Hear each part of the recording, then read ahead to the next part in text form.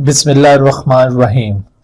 रब्बिश्रह ली सदरी व यस्सिर ली अमरी वहलुल उक़दतम मिन लिसानी यफ़क़हू क़ौली। बिस्मिल्लाहिर्रहमानिर्रहीम। अस्सलाम वालेकुम dear students, welcome in PMC national MDK 2022 biology preparation series के हवाले से आज हमने अपना जो 8th वीकली टेस्ट था उसका इनेकाद किया था और ये टेस्ट लेक्चर 33 से लेकर 36 के दरमियान होने वाले टॉपिक्स के ऊपर मुश्तमिल था।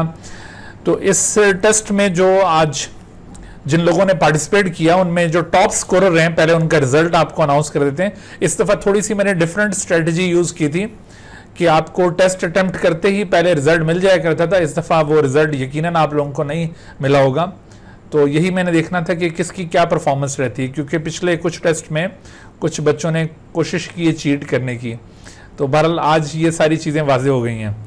तो आज के टेस्ट के हमारे जो टॉप स्कोरर रहे हैं वो आमिर खान 90% स्कोर के साथ, उसके बाद फिर ये लाइबा फयाज 82%, नूरुल ऐन 82% और ये इकरार अफरीदी साहब हैं 81%, ईशा 75%, मोहम्मद फैसल शब्बीर 72%, संदलीन 68%, हमना मुश्तबा भी 68% और फिर ये ईमान फातिमा 65% और बाकी बच्चे इससे पीछे रहे हैं। ठीक है, तो ये 65% तक पासिंग मार्क्स हैं, ये ज़रूर अचीव करने हैं और बल्कि आपके यहाँ पर ज़्यादा अच्छा स्कोर आना चाहिए।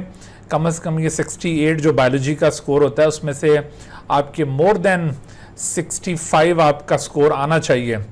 सिर्फ 1-2 गलतियों की गुंजाइश होती है क्योंकि बायोलॉजी निस्बतन आसान पोर्शन होता है केमिस्ट्री और फिजिक्स के मुकाबले में। ठीक है, तो अब बाकी जो थोड़े से टेस्ट रह गए उनमें और ज़्यादा वर्क हार्ड करें, आगे टाइम आपके पास बहुत शॉर्ट रहता जा रहा है। ये जो हमारा टेस्ट था जो कि 33 से 36 के दरमियान होने वाले लेक्चर्स पर मुश्तमिल था, इसमें आप देख रहे हैं कि रेस्पिरेटरी सिस्टम और इसके साथ साथ सपोर्ट एंड मूवमेंट से रिलेटेड टॉपिक्स के ऊपर ये टेस्ट मुश्तमिल था। बहुत ज़्यादा कोर्स भी नहीं था, तो यकीनन इसके अंदर अच्छी परफॉर्मेंस होनी चाहिए थी। चलें देखते हैं कि आज के टेस्ट में जो सवालात थे उसमें कहाँ पर आप लोगों की गलतियाँ हुई हैं और उनको हम एड्रेस करने की कोशिश करते हैं। जी, तो सबसे पहला सवाल आपके सामने आ रहा है कि विच of the following changes occur when the skeletal muscle contract. skeletal muscle contraction के दौरान A band shorten नहीं होता। ठीक है, ये पॉसिबल नहीं है। Z lines move further apart जबकि Z lines come close to each other होती हैं when the skeletal muscle perform contraction। इसका मतलब है ये भी पॉसिबल नहीं है। And the H zone becomes more visible जबकि skeletal muscle की contraction के दौरान H zone disappear हो जाते हैं, लिहाजा ये भी पॉसिबल नहीं है। बट I bands shorten ये यकीनन पॉसिबल है ड्यूरिंग मसल कॉन्ट्रैक्शन, इस वजह से राइट ऑप्शन यहाँ पर ये बनेगा। उसके बाद आप देखिए कि the human vocal cords are located in the, तो वोकल कॉर्ड्स वॉइस बॉक्स के अंदर मौजूद होती हैं and voice box in human body is the larynx. किसी बर्ड की बॉडी के अंदर सायरिंग्स होता है बट इन द ह्यूमन और mammals larynx is the voice box. So this is the right answer, बाकी ये कोई और वॉइस बॉक्स नहीं हो सकता। अच्छा, उसके बाद नेक्स्ट क्वेश्चन आप देख रहे हैं कि what is the role of calcium in muscle contraction. Muscle contraction में कैल्शियम का क्या किरदार आपने नोट किया था कि bind to the troponin complex which leads to exposure of the myosin binding site. ये वाली बात बिल्कुल दुरुस्त लग रही है, बहरहाल हम बाकी भी देख लें। Break the cross bridges as the cofactors in the hydrolysis of ATP, ये तो इसका रोल नहीं है। या transmit the action potential across the neuromuscular junction, इसमें भी कैल्शियम इन्वॉल्व नहीं होता। और spread of the action potential through the T tubule, ये भी कैल्शियम आइंस का रोल नहीं है। तो कैल्शियम आइंस का रोल बिल्कुल स्ट्रेट फॉरवर्ड यहाँ पर ये ए ऑप्शन बनेगा, क्योंकि कैल्शियम आइन ने बाइंड करना होता है ट्रोपोनिन सी के साथ। ट्रोपोनिन सी के साथ कैल्शियम की बाइंडिंग होगी और उसके नतीजे में जो रिमेनिंग 2 ट्रोपोनिन्स हैं, ट्रोपोनिन आई और ट्रोपोनिन टी, तो इन दोनों के अंदर फिर कॉन्ट्रैक्शन इंड्यूस होती है और उसकी वजह से आगे चलकर फिर मायोसिन बाइंडिंग साइट्स एक्सपोज हो जाती है on the actin. So this is the right answer. Number 4, during contraction of the skeletal muscle the degree of contraction depends upon. देखो मसल बना हुआ होता है मसल फाइबर से, तो जितने मसल फाइबर ज्यादा पार्टिसिपेट करेंगे कॉन्ट्रैक्शन के अंदर उतनी डिग्री ऑफ कॉन्ट्रैक्शन ज्यादा होगी। डिग्री ऑफ कॉन्ट्रैक्शन से यहां पे मुराद ये होती है कि कॉन्ट्रैक्शन कितनी ज्यादा स्ट्रांग होगी। तो ये डिपेंड कर रहा होता है number of muscle fibres that take part in the contraction, क्योंकि मसल के अंदर जितने भी मसल फाइबर्स हैं वो जरूरी नहीं है सारे के सारे कॉन्ट्रैक्शन में हिस्सा लें। जितने मसल फाइबर्स को सिग्नल रिसीव होगा सिर्फ वही कॉन्ट्रैक्शन में हिस्सा ले सकेंगे। तो इस वजह से degree of contraction depends upon the number of muscle fiber, therefore the right option is the C. बाकी कोई और यहां पर ऑप्शन फिट नहीं हो सकता। Number 5, the end of the muscles which is attached to movable bone is called, तो हमने ये पढ़ा था कि मोएबल बोन के साथ जो एंड अटैच होता है वो इंसर्शन कहलाता है, which pull the bone towards, और जब वो पुल करेगा बोन को तो वो किस साइड पे पुल करेगा, टुवर्ड्स द ओरिजिन वाली साइड पर वो उसको खींचेगा। तो इस तरह से राइट ऑप्शन यहां पर ये बी बनता है। एंटीरियर एंड या पोस्टीरियर एंड, देखें वैसे इंसर्शन को कंसिडर किया जाए तो ये पोस्टीरियर एंड कहलाता है, तो यहां पर पोस्टीरियर एंड और इंटीरियर एंड वाला ऑप्शन भी फिट हो सकता था अगर ये इंसर्शन और ओरिजिन और ऑप्शन गिवन ना होता, क्योंकि जब मोर टेक्निकल टर्म अवेलेबल हो तो जो लेस टेक्निकल टर्म होती है उसको फिर प्रेफर नहीं किया जाता। तो आप पोस्टीरियर एंड और इंटीरियर एंड के मुकाबले में इंसर्शन और ओरिजिन वाले ऑप्शन को प्रेफर करेंगे, इस वजह से राइट आंसर ये बनेगा। अगर ये ना होता तो फिर आप इसको पिक कर सकते थे। Number 6, all of the following are incorrect about the relaxation of skeletal muscle। तो जब मसल रिलैक्स करते हैं उस वक्त क्या होता है कि साइज ऑफ सार्कोमेयर रिड्यूस हो जाता है। साइज ऑफ सार्कोमेयर रिड्यूस नहीं होता, रिलैक्सेशन के दौरान तो साइज ऑफ सार्कोमेयर एक्सपैंड करेगा, ठीक है। तो इस वजह से ये बात बिल्कुल वाकई इनकरेक्ट है। अच्छा, तो देखो यहां पर पूछा गया है कि all of the following are incorrect about the relaxation of skeletal muscle, तो उसमें size of sarcomere is reduced. तो इसमें रिलैक्सेशन ऑफ स्केलेटल मसल के बारे में इनकरेक्ट आपसे पूछा जा रहा है, तो इनकरेक्ट हमने चूज करना है। तो फर्स्ट स्टेटमेंट ये इनकरेक्ट है, साइज ऑफ सार्कोमेयर रिड्यूस नहीं होता बल्कि इंक्रीज होता है, तो इस वजह से इनकरेक्ट है। Z lines come close to each other, ये भी दरअसल कॉन्ट्रैक्शन से रिलेटेड इवेंट है, इसका मतलब ये भी इनकरेक्ट है। A bands move away, A bands बिल्कुल, देखो ये जो रिलैक्सेशन ऑफ स्केलेटल मसल की उसमें ए बैंड्स एक दूसरे से दूर दूर होना शुरू हो जाते हैं, क्योंकि कॉन्ट्रैक्शन के दौरान ए बैंड्स एक दूसरे के करीब आ जाएंगे। आई बैंड के शॉर्ट होने की वजह से ए बैंड नजदीक आ जाएंगे, लेकिन अब रिलैक्सेशन में ये दूर होंगे, तो ये वाली स्टेटमेंट करेक्ट है। Otherwise I band short and ये भी रिलैक्सेशन के मुतालिक इनकरेक्ट है। तो सिर्फ ये सी ऑप्शन था जो कि करेक्ट स्टेटमेंट पर मुश्तमिल था, जबकि बाकी सारे इनकरेक्ट है। तो यहां पर यही पूछा गया था कि all of the following are incorrect except, तो आपने वो एक्सेप्शन चूज करनी थी, इस वजह से इसी आंसर यहां पे बना है। Number 7, oxyhaemoglobin dissociates into the haemoglobin due to, तो ऑक्सी हीमोग्लोबिन की डिसोसिएशन क्यों होती है? लो ऑक्सीजन टेंशन की वजह से होती है, या low oxygen high carbon dioxide tension, या लो CO2 टेंशन, या हाई CO2 टेंशन। तो एक्चुअली ऑक्सीहीमोग्लोबिन की डिसोसिएशन में ये दोनों फैक्टर्स इन्वॉल्व होते हैं। एक तो टिश्यू बेड के अंदर पहुंचकर ऑक्सीजन का पार्शियल प्रेशर बहुत कम हो जाता है, और दूसरी तरफ वहां पर हाई CO2 कंसंट्रेशन प्रेजेंट होती है, जिसकी वजह से ऑक्सीहीमोग्लोबिन कायम नहीं रहता है, डिसोशिएट हो जाता है। लिहाजा यहां पर राइट आंसर ये बनेगा B. Number 8, 3 of the 4 answers listed below are related by the same function. Select the exception. तो कार्बोनिक एसिड, कार्बामीनो हीमोग्लोबिन, या कार्बोक्सी हीमोग्लोबिन, या फिर ऑक्सी ये हीमोग्लोबिन और बाइकार्बोनेटाइंस। तो इसमें देखिए ये सिवाय ऑक्सी हीमोग्लोबिन के बाकी तमाम कार्बन डाइऑक्साइड की ट्रांसपोर्ट से रिलेटेड हैं। सिर्फ ऑक्सी हीमोग्लोबिन एक ऐसा ऑप्शन है जो कि ऑक्सीजन की ट्रांसपोर्ट से रिलेटेड है, इस वजह से ये एक एक्सेप्शन है, बाकी तीनों एक दूसरे से रिलेटेड हैं। Number 9, which of the following are shared by skeletal, cardiac and the smooth muscles. तो मोटर यूनिट्स ये मोस्टली जो स्केलेटल मसल्स होते हैं उनका फीचर है। ए बैंड्स और आई बैंड्स भी मेनली स्केलेटल और ये कार्डियक मसल्स का फीचर है। ये स्मूथ मसल्स में इस तरह से नहीं होते। अच्छा, गैप जंक्शंस ये कार्डियक मसल्स का मेन फीचर है, जबकि थिक एंड थिन मायोफिलामेंट्स की प्रेजेंस आपको तमाम मसल्स में मिलेगी। स्केलेटल और कार्डियक के अंदर थिक और थिन मायोफिलामेंट ये बैंड्स बना रहे होते हैं। कार्डियक मसल में रेगुलर बैंड्स, इरेगुलर बैंड्स होंगे और स्केलेटल मसल में रेगुलर बैंड्स, जबकि स्मूथ मसल्स के अंदर थिक और थिन फिलामेंट मौजूद होते हैं but they have no definite arrangement. तो इस वजह से सिर्फ यही एक चीज़ है जो कि इन तीनों में कॉमन हो सकती है, बाकी फीचर डिफर कर रहे हैं। Number 10, a muscle fiber contracts on receiving the nerve impulse which is carried from the sarcolemma to sarcoplasmic reticulum। जी हमना मुश्तबा, क्या सवाल है बेटे? सर ये जिन मसल्स में थिक और थिन मायोफिलामेंट होंगे उनमें ए बैंड और आई बैंड भी तो प्रेजेंट होंगे ना? जरूरी नहीं है। स्मूथ मसल्स के अंदर थिक और थिन मायोफिलामेंट्स मौजूद होते हैं but they have no specific arrangement.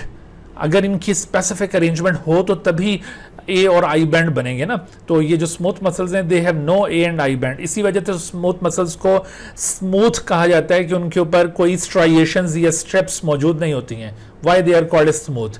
तो अगर वो स्ट्राइएशंस या स्ट्रिप्स मौजूद होती तो इसका मतलब है कि वहां पर ए बैंड और आई बैंड होते, तो वहां पर ये नहीं है स्मूथ में। ठीक है, okay sir.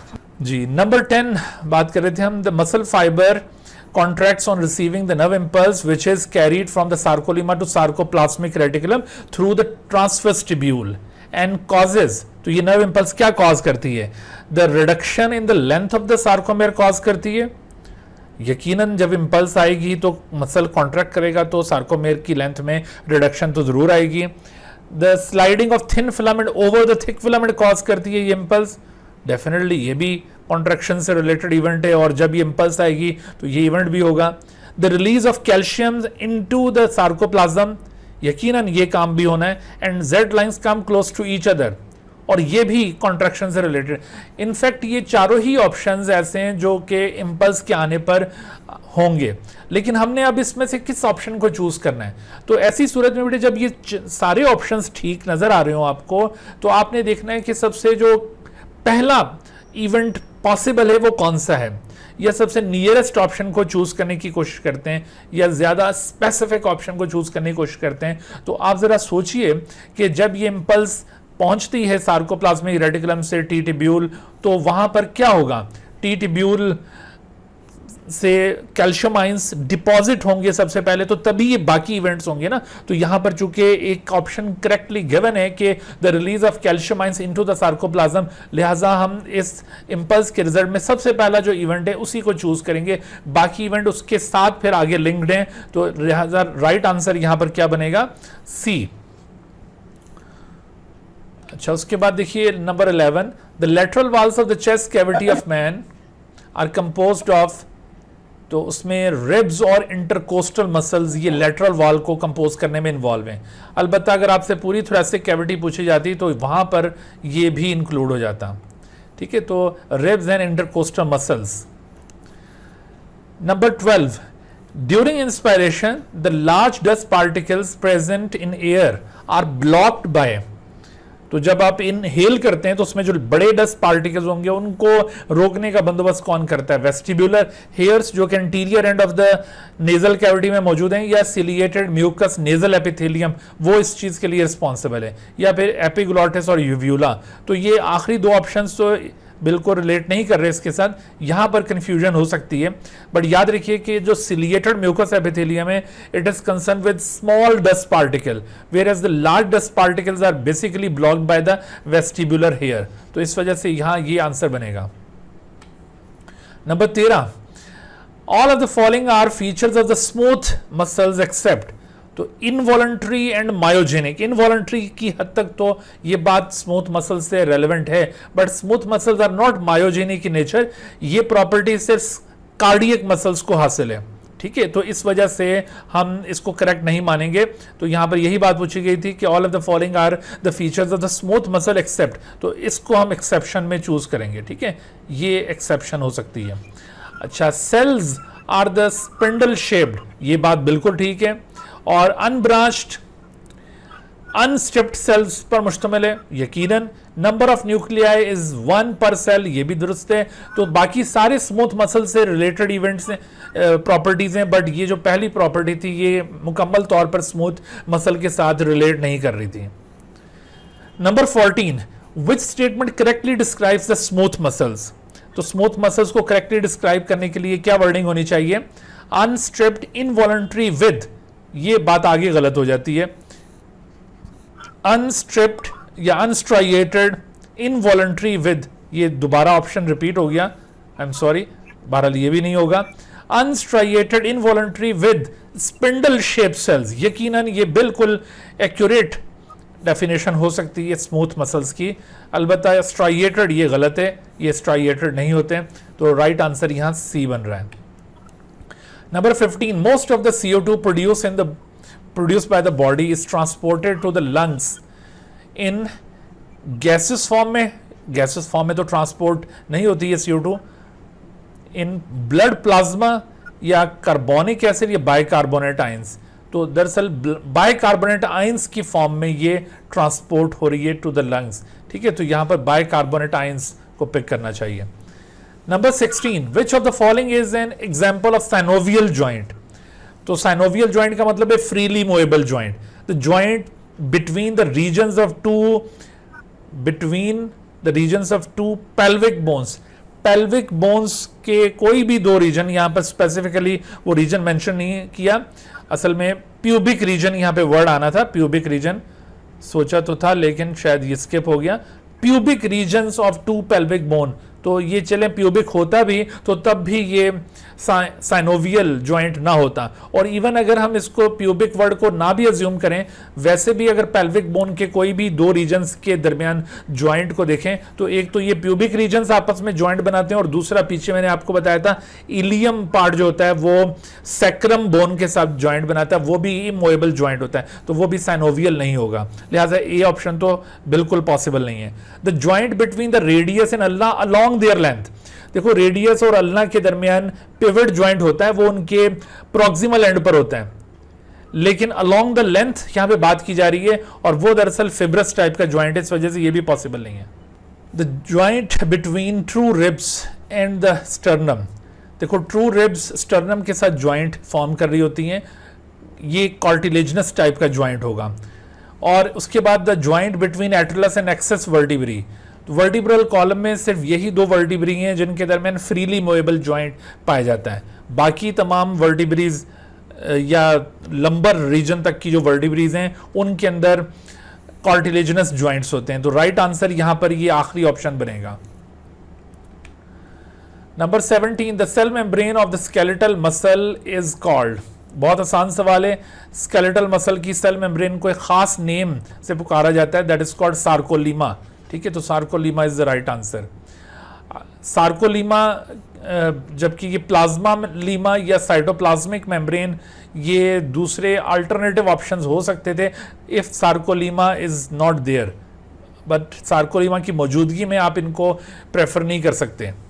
Number 18, when you hold your breath which of the following blood gas changes first leads to urge to breath।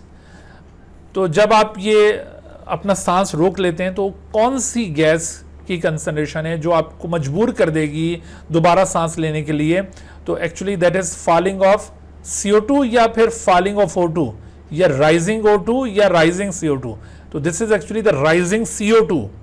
जब आपके ब्लड के अंदर CO2 का लेवल राइज करेगा सांस रोकने पर, आप उसको बाहर नहीं निकाल पा रहे होंगे, तो तब आप मजबूर हो जाएंगे कि आप इसको बाहर निकालें और दोबारा सांस लें।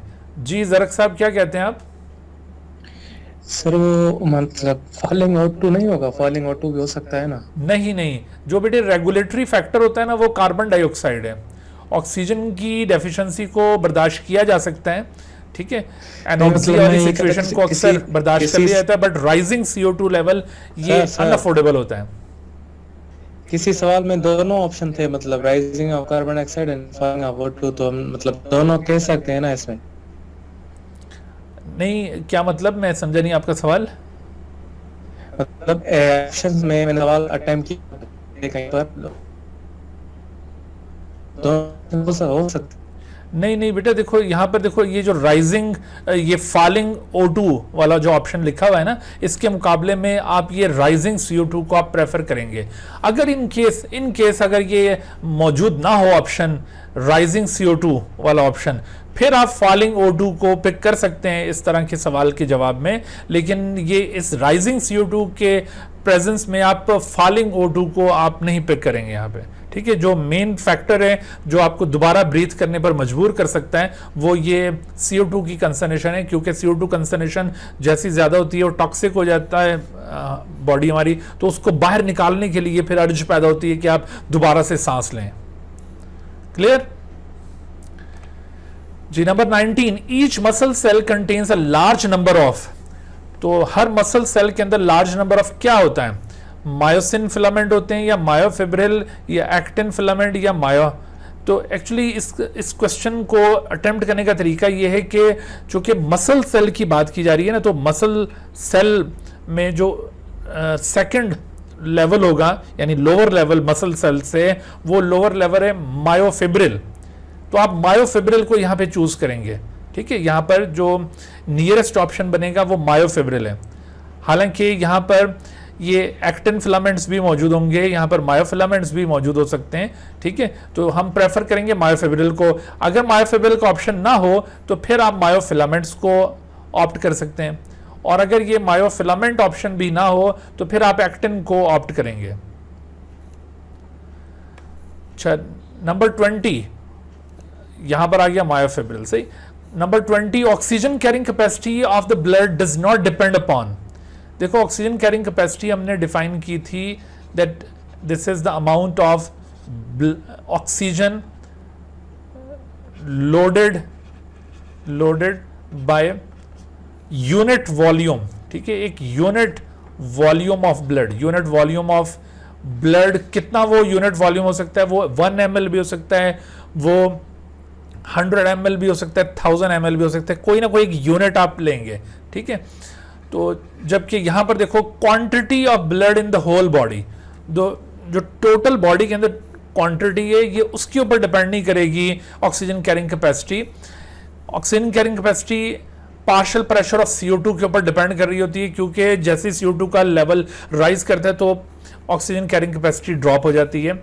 Height from the sea level भी इन्फ्लुएंस करता है, क्योंकि हाइट फ्रॉम सी लेवल ये एटमॉस्फेरिक कंसंट्रेशन ऑफ ऑक्सीजन के ऊपर असरअंदाज हो रही होती है कि जैसे जैसे आप सी लेवल से हाइट पे आएंगे तो एटमॉस्फेयर के अंदर ऑक्सीजन का जो पार्शियल प्रेशर वो कम हो जाएगा, और ये partial pressure for O2 itself भी ऑप्शन गिवन है। तो इन तीनों के ऊपर ऑक्सीजन कैरिंग कैपेसिटी डिपेंड करती है, बट यहां पूछा जा रहा है नॉट डिपेंड तो quantity of blood in whole body. देखो इसको हम इस तरह से भी ले लें कि मिसाल के तौर पर एक एडल्ट ह्यूमन बीइंग है, तो उसकी बॉडी के अंदर डेफिनेटली बहुत सारा ब्लड है, 5 लीटर्स के करीब ब्लड मौजूद है, और एक बिल्कुल न्यूबॉर्न बेबी उसके पास बहुत कम लेस देन 1 लीटर ब्लड मौजूद है। तो हम अगर उसमें कंपेयर करें कि किसकी ऑक्सीजन कैरिंग कैपेसिटी ज़्यादा होगी, क्या जिसके पास ब्लड ज़्यादा उसकी ज़्यादा होगी, तो ऐसा नहीं है। असल में ऑक्सीजन कैरिंग कैपेसिटी को हमने चूंकि यूनिट वॉल्यूम ऑफ ब्लड के तौर पर डिफाइन करना होता है, तो जितना यूनिट वॉल्यूम एडल्ट बॉडी के अंदर ऑक्सीजन को कैरी कर पाएगा तो उतना ही यूनिट वॉल्यूम ऑफ ब्लड उस इन्वायरमेंट के अंदर, उस न्यूबॉर्न बेबी के अंदर भी कैरी कर पाएगा। तो इस वजह से ये quantity of blood in whole body इस पर ये डिपेंड नहीं करेगी, ठीक है। तो यही आंसर बनेगा यहाँ। Number 21, brachialis originate from dash and inserted on dash। देखो brachialis ये 3 मसल्स आपको पॉइंट आउट किए थे जो कि फ्लेक्सर टाइप के मसल्स हैं। उनमें एक brachialis था, brachioradialis था और बाइसेप मसल था, ठीक है। तो जो brachialis होता है उसकी इंसर्शन होती है दरअसल अल्ना के ऊपर, और वो ओरिजिनेट होता है फ्रॉम द ह्यूमरस। लिहाजा यहाँ पर राइट ऑप्शन बनेगा brachialis originate from the humerus and inserted on the ulna। तो ये आखिरी ऑप्शन यहाँ पे सूट करता है brachialis के साथ। Number 22, hydrogen ions produce in human red blood cells are prevented from significantly lowering the pH by combining with. देखो हाइड्रोजन आयंस ये रेड ब्लड सेल के अंदर कब बनते होते हैं? जब कार्बन डाइऑक्साइड लोड हो रही होती है और कार्बन डाइऑक्साइड वाटर के साथ कंबाइन करके, आपको ये समझाया था कि CO2 और water combine together to make carbonic acid H2 CO3 और H2CO3 further splits into H plus ion और HCO3 नेगेटिव आयंस। तो इस तरह से जब ये H आयंस का एक्सेस होगा रेड ब्लड सेल के अंदर तो वो कहता है कि जो pH लेवल है वो ड्रॉप होने की कोशिश करेगा, बट ये pH लेवल ड्रॉप नहीं हो सकेगा। किस वजह से? Because the H ions will combine with which of the following? So H ions will combine with the hemoglobin to make it hemoglobinic acid। ये कंबाइन कर जाएगा HB के साथ और इस तरह से ये क्या बन जाएगा? HHB हीमोग्लोबिनिक एसिड, और इस तरह से ब्लड pH मेंटेन रहेगी। ये बफरिंग एक्शन है। So right option is the haemoglobin here. Number 23, which of the following is correct sequence that occur during the excitation and contraction of the muscle cell? तो ये events बताए में आपने इनका correct sequence find out करना है। अब देखो इसमें यहाँ पर देखें तो ट्रोपोमाइसिन shifts and unblock the cross bridge binding site. ट्रोपोमाइसिन वो एक्टिन के साथ लिपटे हुए होते हैं ना, तो ट्रोपोमाइसिन जैसे थोड़े शिफ्ट करेंगे तो एक्टिन की बाइंडिंग साइट अनब्लॉक हो जाएंगी, लेकिन ये थोड़ा सा लेटर रोल होना चाहिए। Calcium ions is released and bind to the troponin. ये 2 जो है 1 से पहले आना चाहिए। तो 2 1 से पहले कहां पर है? देखो इस ऑप्शन में तो 1 पहले, इसको तो हम वैसे रिजेक्ट कर दें। इधर 2 जो है 1 से पहले, ये पॉसिबल हो सकता है, और इधर भी 2 1 से पहले और इधर भी 2 1 से पहले। इसका मतलब है कि ए ऑप्शन को तो हमने सिरे से रिजेक्ट कर दिया। देखो इस तरह के सवाल को हल करने का ये तरीका होता है कि जब आप इस तरह से कोई 2 उसकी स्टेटमेंट पढ़ लें और आपको अंदाज़ा हो जाए कि इसमें से पहले कौन सा इवेंट होगा और बाद में कौन सा, तो फिर आप ऑप्शंस पे नज़र दौड़ा के उनमें से किसी एक को तो ठिकाने लगा दें। उसके बाद फिर देखिए कि तीसरा, the transverse tubule depolarise the sarcoplasmic reticulum. देखो ये जो इम्पल्स की ट्रांसमिशन होती है ना, ये कैल्शियम के रिलीज से भी पहले का इवेंट है, यानी जो नंबर 3 है वो 2 से भी पहले आना चाहिए। तो नंबर 3 2 से पहले कहां पर है? तो नंबर 3 2 से पहले इस ऑप्शन के अंदर है, बी वाले में।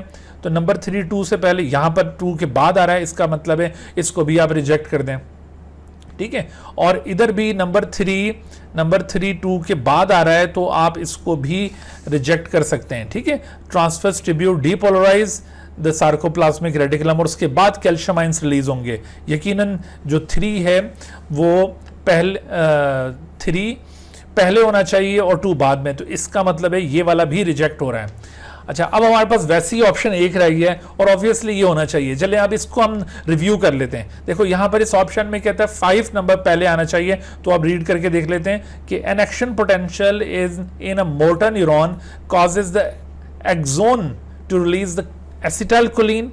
बिल्कुल, जब ये मोटर न्यूरॉन से उसके एक्सोन एंड से एसिटाइलकोलिन रिलीज होगा which depolarises the muscle cell membrane, यानी वो एक्शन पोटेंशियल शिफ्ट हुआ है न्यूरोमस्कुलर जंक्शन से आगे मसल मेम्ब्रेन तक, ठीक है। ये इस तरह से कहानी हो रही है कि जैसे सपोज कीजिए कि मसल है और यहाँ पर कोई न्यूरॉन ये सिग्नलिंग कर रहा है, तो इसका जो एक्सोन टर्मिनल है उसने यहाँ पर न्यूरोमस्कुलर जंक्शन बनाया हुआ है। तो जब ये एक्शन पोटेंशियल यहाँ पर पहुँचेगा तो इस न्यूरोमस्कुलर जंक्शन में एसिटाइलकोलिन रिलीज होगा और वो एसिटाइलकोलिन यहाँ पर मसल सेल के अंदर इम्पल्स को शिफ्ट कर देगा।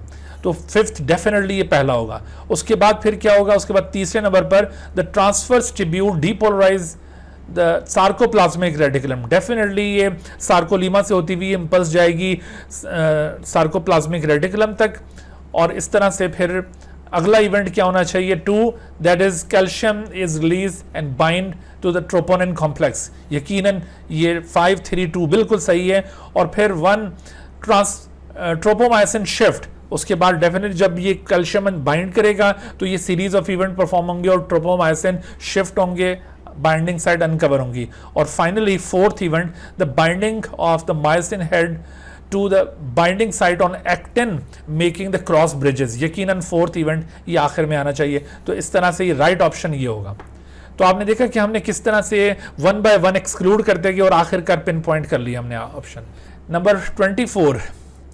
Motor units are found only in the cardiac muscles. Motor units कहाँ मौजूद होते हैं? Are only found in the cardiac muscle, ये तो गलत है बात। Consist of a motor neuron and all the muscle fiber it supplies। बिल्कुल, देखो एक मोटर यूनिट क्या होता है? मोटर यूनिट एक मोटर न्यूरॉन पर मुश्तमिल होता है और उसके साथ जितने भी मसल फाइबर इन कांटेक्ट होंगे जिसको वो मोटर न्यूरॉन सप्लाई कर रहा होगा, वो कलेक्टिवली एक मोटर यूनिट बनाते हैं. So this is very much related to the motor unit. Are largest in muscles responsible for the delicate movements. ये भी नहीं.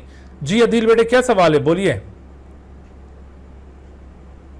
सर इसका सी भी तो हो सकता है. Motor unit are largest in muscle responsible for delicate movement. ये बेटा ये जो सेकंड ऑप्शन है इसके मुकाबले में तो सी बिल्कुल भी नहीं हो सकता. देखो यहाँ पर ये मोटर यूनिट के मुतालिक बहुत ही एक्यूरेट कॉन्सेप्ट गिवन है कि it consist of motor neuron and all the muscle fibres it supplies. जितने मसल फाइबर्स को ये सप्लाई कर रहा है वो सब, ठीक है. और consist of muscle fibres and all the nerve that supply. All the nerves नहीं, सिर्फ एक मोटर न्यूरॉन के साथ जितने मसल फाइबर, हमने लेक्चर में भी इस बात को एक्सप्लेन किया था. तो यहां पर बिल्कुल ये B option without any doubt ये क्लियर है. सर सी तो करेक्ट हो सकता है ना? सी करेक्ट नहीं हो सकता बेटा जी. Motor units are largest in muscles. आप किस पॉइंट ऑफ व्यू से कह रहे हैं कि ये लार्जेस्ट नहीं है? आपको क्यों शक पड़ रहा है? मतलब मूवमेंट के हिसाब से डेलिकेट मूवमेंट्स कह रहे हैं ना, तो ज्यादा हो सकते हैं ना? नहीं नहीं नहीं नहीं, डेलिकेट मूवमेंट तो देखो मोटर यूनिट ने वैसी मूवमेंट परफॉर्म करनी है ना. वो कोई ऐसे नहीं है कि डेलिकेट मूवमेंट ही मोटर यूनिट के जरिए होनी है, ठीक है. तो ये सी ऑप्शन बिल्कुल भी इसके साथ रिलेट नहीं कर रहा. बी किसी डाउट के देखो यहाँ पे कंफ्यूजन जहां हो सकती है ना, वो ये डी ऑप्शन है कि consist of muscle fibre and all the nerves that supplied. यहां पर बाज बच्चों को कंफ्यूजन हो सकती है कि शायद ऐसा हो, ऐसा भी नहीं है, ठीक है. बाकी ये जो सप्लाई से क्या मतलब है? मतलब सप्लाई से मतलब है कि मोटर यूनिट जो होता है ना, उसमें एक मोटर न्यूरॉन ऐसे करके मोटर न्यूरॉन, अब उसका ये जो एक्सॉन एंड है उसकी आगे यूं ब्रांचेस बनी हुई हैं. ये इसकी सेल बॉडी है और ये इसका एक्सॉन एंड है. This is axon end. अब इसके इस ब्रांचेस के साथ, एक्सॉन ब्रांचेस के साथ यहां पर जितने मसल फाइबर्स इन कांटेक्ट होंगे वो तमाम के तमाम, जब इधर से एक्शन पोटेंशियल यहां पर आएगा तो वो एक्शन पोटेंशियल सारे का सारा उनके अंदर सप्लाई होगा. तो सप्लाई से यहां पर यह मतलब निकलता है, ठीक है. All the muscle fibres it supplies. Okay sir, okay. अब क्लियर होगी बात. जी 25, oxygen moves from alveoli to the blood stream. Oxygen moves from alveoli to blood stream. किस वजह से ये मूव करती है? In order to balance the alveolar air pressure as CO2 has to move from blood to alveoli. मतलब oxygen अंदर जा रही है इस वजह से कि CO2 को बाहर निकलना है और एल्व्यूलर एयर प्रेशर को मेंटेन करना है, ये मकसद होगा इसका. या because the concentration of oxygen is greater in the alveoli than in the blood.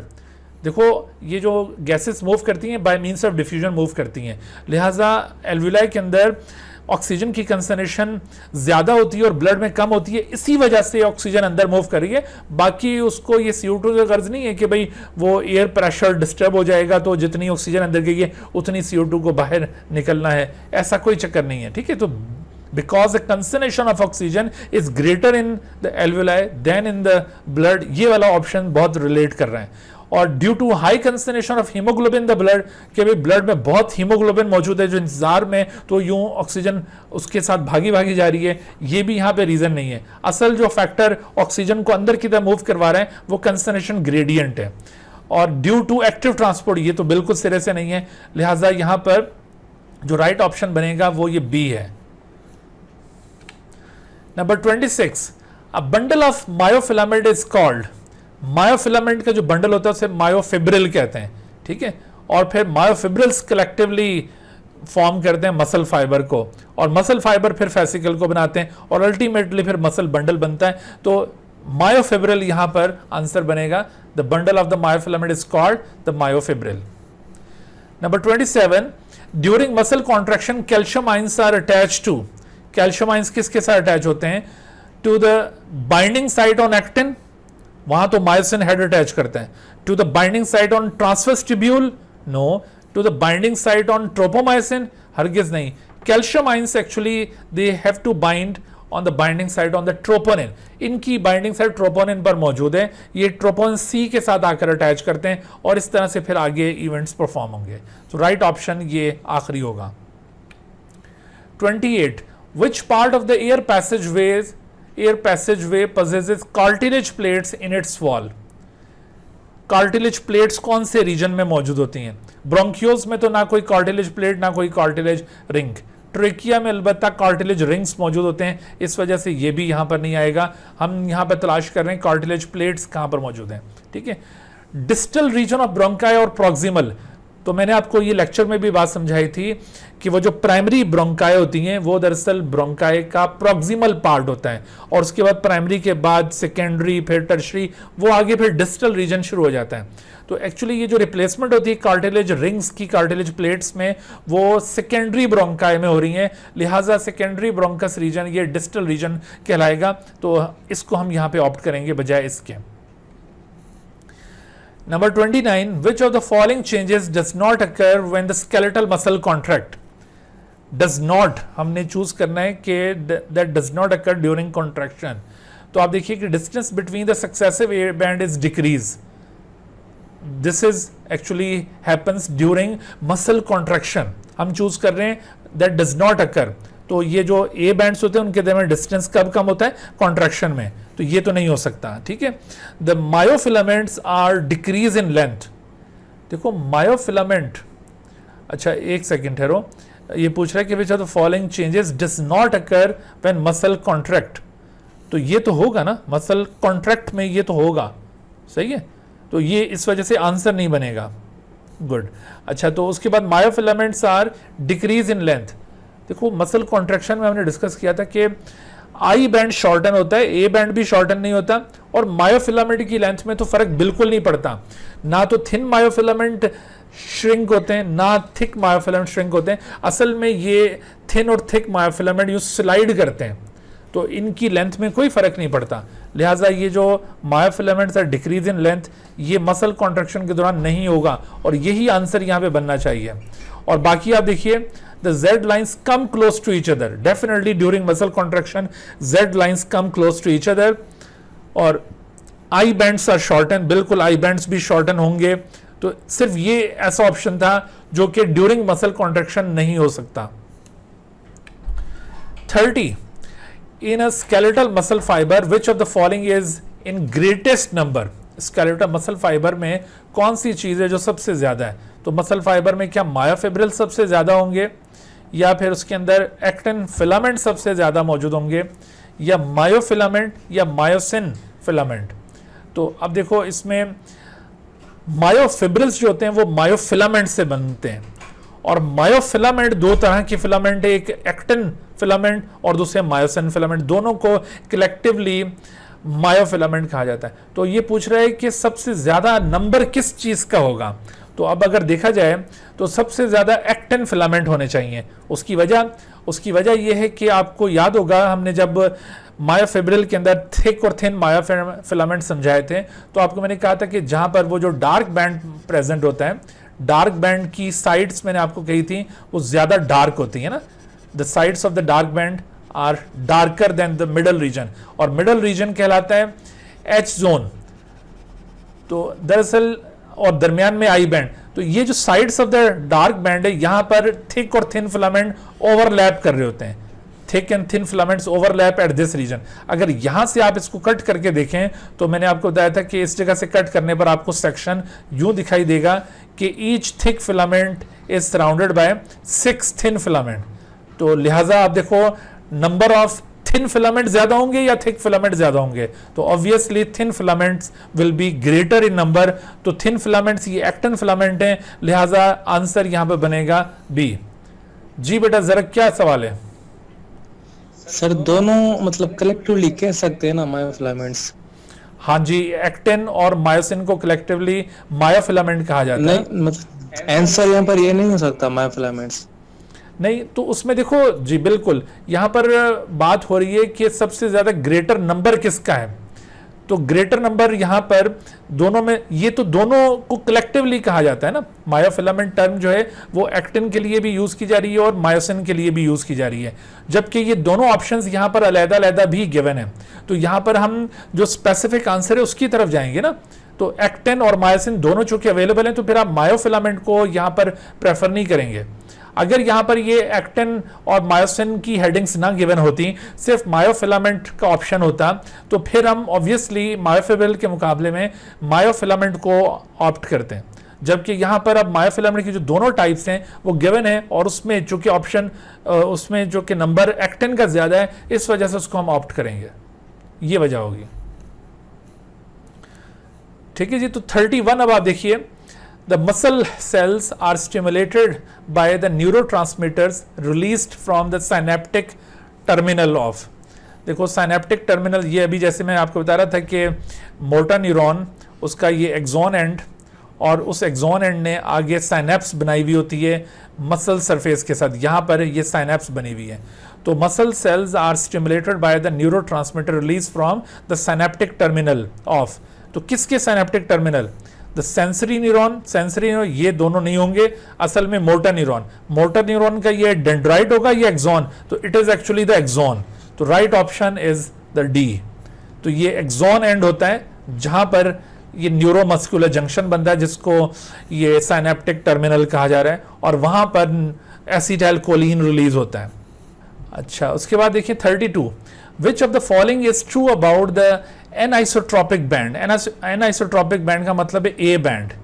A band is the anisotropic band. तो ए बैंड ये कहता है कि ट्रू आपने चूज करना है about the A band. So they have only thick myofilament. A band में तो थिन मायोफिलामेंट भी अंदर पेनिट्रेटेड होते हैं। वो जो ए बैंड की साइड ज्यादा डार्क आपको बताई थी, वहां पर असल में ओवरलैपिंग होती है ना, तो इस वजह से ये मुमकिन नहीं है। दे show reduction in length during the contraction. Contraction के दौरान ए बैंड की लेंथ में कोई फर्क नहीं पड़ता, अलबत्ता आई बैंड जरूर शॉर्टन होता है, तो इस वजह से ये भी पॉसिबल नहीं है। They have only thin myofilament भी गलत है। दे show overlapping of both thick and thin myofilament, ये बिल्कुल बात दुरुस्त होगी, इसी को यहां पे ऑप्ट किया जाएगा। This is true about anisotropic band. Number 33, when the muscle is at rest, the binding site on the actin is directly covered by। जब मसल रेस्ट पर होता है तो बाइंडिंग साइट एक्टिन के ऊपर वो किसने कवर की हुई होती है? वो ट्रोपोमायोसिन ने एक्चुअली कवर की होती है। ट्रोपोमायोसिन एक्टिन के साथ इस तरह से लिपटी हुई है कि all the binding sites on actin are generally covered, और जब कैल्शियम डिपॉजिट होगा तो तब वो उनमें शिफ्टिंग होती है और बाइंडिंग साइड अनकवर होती हैं, लिहाजा यहां पर tropomyosin will be the right answer. 34, which condition does not reduce the oxygen carrying capacity. यहां पर देखिए ऑप्शन डिफरेंट है, सवाल उसी तरह से। तो does not reduce oxygen carrying capacity, पहले बात हो रही थी डज नॉट डिपेंड अपॉन, यहां पर does not reduce the oxygen carrying capacity. देखो हाई टेम्परेचर जो होता है ना, वो कार्बोनिक एनहाइड्रेज की एक्टिविटी पे असरअंदाज होता है। कार्बोनिक एनहाइड्रेज आप याद करें, कार्बोनिक एनहाइड्रेज ये वो एंजाइम है जो कि रिएक्शन कंट्रोल करते हैं बिटवीन हीमोग्लोबिन एंड ऑक्सीजन। जब ये ऑक्सी हीमोग्लोबिन की फॉर्मेशन हो रही होती है तो उस वक्त हीमोग्लोबिन और ऑक्सीजन के दरमियान रिएक्शन को कार्बोनिक एनहाइड्रेज कंट्रोल कर रहा है। और चूंकि ये एक एंजाइम है, इसके ऊपर टेम्परेचर का इफेक्ट होगा, तो टेम्परेचर के इफेक्ट की वजह से इसकी एक्टिविटी मुतासिर होगी और यूं ऑक्सीजन कैरिंग कैपेसिटी ड्रॉप होगी इसकी वजह से। यानी ये तो रिड्यूस कर रहा है, यहां पूछ रहा है कि डज नॉट रिड्यूस, हमने डज नॉट रिड्यूस को चूज करना है, तो ये तो रिड्यूस कर रहा है। डिक्रीज CO2 कंसनेशन, जब CO2 की कंसनेशन डिक्रीज हो जाए तो ऐसी सूरत में ऑक्सीजन कैरिंग कैपेसिटी बढ़ती होती है, कम नहीं होती। इसके साथ ऑक्सीजन कैरिंग कैपेसिटी का रिलेशन इनवर्स है, लिहाजा ये ऐसा फैक्टर होगा जो कि ऑक्सीजन कैरिंग कैपेसिटी को रिड्यूस नहीं करेगा, ये तो प्रमोट करेगा, और यही आंसर यहां होना चाहिए।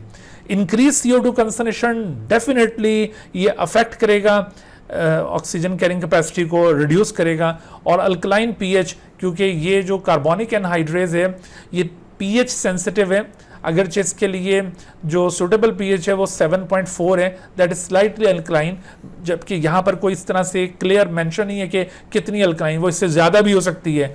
लिहाजा ये जो अल्कलाइन पीएच है ये भी ऑक्सीजन कैरिंग कैपेसिटी को रिड्यूस करने की सलाहियत रखती है, लेकिन ये जो ऑप्शन था डिक्रीज CO2 कंसंट्रेशन, ये ऑक्सीजन कैरिंग कैपेसिटी को रिड्यूस नहीं करता। Number 35, which sequence of organ is correct in air passageway of the human. तो ह्यूमन का एयर पैसेजवे, उसमें सबसे पहले तो डेफिनेटली नेजल कैविटीज आएंगी, तो सारे ही ऑप्शंस में नेजल कैविटीज हैं। उसके बाद फिर फेरिंग्स आना चाहिए, लैरिंग्स पहले नहीं होगा, तो सी को तो हम रिजेक्ट कर दें, यहाँ पर ये लैरिंग्स पहले दिखाया हुआ है। अच्छा, उसके बाद फिर फेरिंग्स के बाद लैरिंग्स को आना चाहिए। इन दो ऑप्शंस में लैरिंग्स है, लेकिन यहाँ पर फेरिंग्स के बाद डायरेक्ट ट्रैकिया आ गया और ट्रैकिया के बाद लैरिंग्स आ रहे, तो इसका मतलब ये ऑप्शन भी रिजेक्ट हो गया। ये दो ऑप्शन अभी तक सही चल रहे हैं, उसमें लैरिंग्स के बाद ब्रोंकाई और ट्रैकिया को बाद में दिया हुआ है, तो इस तरह से ये ऑप्शन भी गलत हो गया। ट्रैकिया पहले होगा, ब्रोंकाई बाद में, तो करेक्ट आंसर बी बनेगा जी। Number 36, 3 of the 4 answers listed below are components of the human respiratory system. Select the exception. तो प्लूरल सैक भी ह्यूमन रेस्पिरेटरी सिस्टम का हिस्सा है, लैरिंग्स भी है, thoracic cavity but not the spiracle. Spiracles are related to the cockroach. ये arthropods के अंदर उनके रेस्पिरेटरी सिस्टम का पार्ट है, so this is an exceptional case. Number 37, during inspiration the diaphragm, inspiration में डायफ्राम में क्या इफेक्ट आएगा, तो डायफ्राम कॉन्ट्रैक्ट करेगा, ये बात तो सही है, एंड राइजेस, इंस्पायरेशन में वो डाउनवर्ड मूव करता है, राइज नहीं करेगा, relaxes and goes downward, during inspiration contract करता है, रिलैक्स नहीं, contract and goes downward, yes this is absolutely correct, relaxes and rises ये भी गलत हो जाएगा, so C is absolutely correct about the diaphragm during inspiration. Number 38, the unit of structure of myofibril between two successive Z lines. The unit of structure of myofibril between two successive Z lines. दो successive Z lines के दरमियान जो unit of structure of myofibril है वो क्या चीज़ है? Between two successive Z line. That is obviously the sarcomere.